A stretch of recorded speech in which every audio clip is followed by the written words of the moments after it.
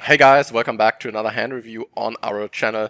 And this hand was also posted in our private Discord group. And let's jump right into the action. So we have a whale, play 2-5, NL500, and he goes ahead and limps. A solid rack on the cutoff goes ahead and ISOs to 25. And we have the information that this opponent on the cutoff was ISOing quite loose and he was ISOing very aggressive. And that's why Hero decided to thread the King 7 in hearts.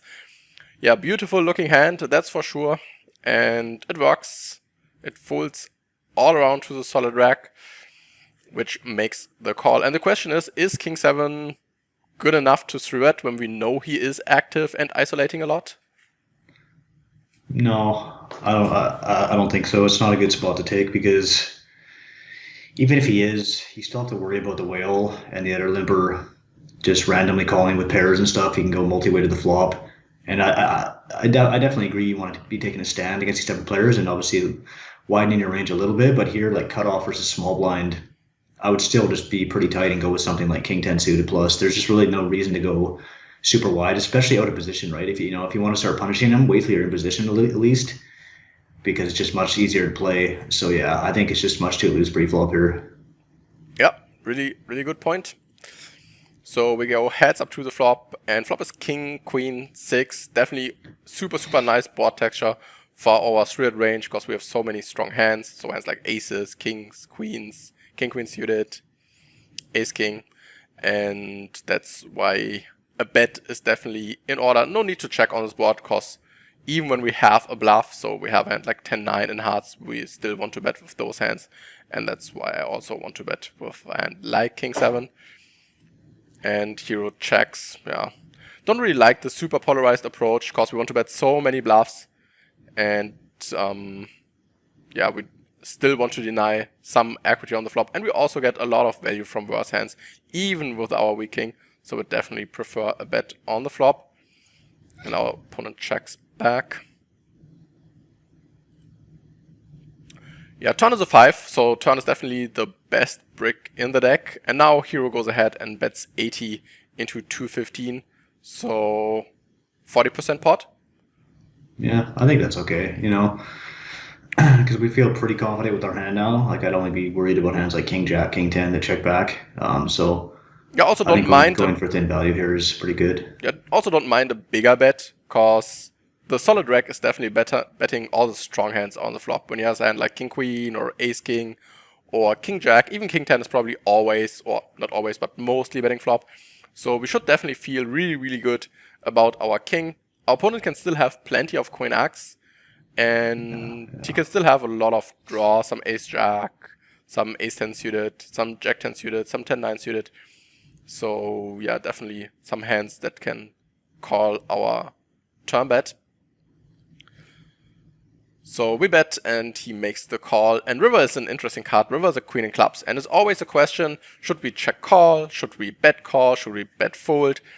And I think the easiest thing in those situations is just to go back to the flop and turn and break down villain's range. And as we discussed previously, villain has a lot of queen X, a lot of club draws, some ace jacks, ace queens, and we cannot value bet on the river, because which hand should call? All the hands I mentioned have us crushed or have just ace high and they will fold. So the plan is definitely to check. Pot is 375 and now villain goes ahead and bets 250.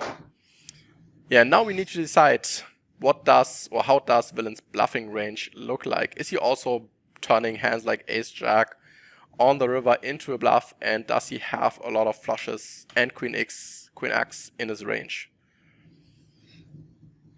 Yeah, I think this is a really tough spot to be honest, because in my opinion, he could definitely be turning hands like Ace Jack, Ace 10 suited into bluffs. But he also has a lot of Ace Queen for sure, and hands like Queen Jack suited, Queen 10 suited. He can definitely check back the flop with some club draws as well. He could have hands like say 7-8 suited occasionally. Perhaps hands like pocket eights, pocket sevens through pocket jacks. But I think most players are just trying to get a showdown with those hands. I don't see many people bluffing those in these type of games. So yeah, I think he's pretty polarized out obviously between the Queen X flushes and then the misdraws. So I think given the price, it's actually pretty tough, but I definitely don't mind a fold. Just given how bad this card is for our range.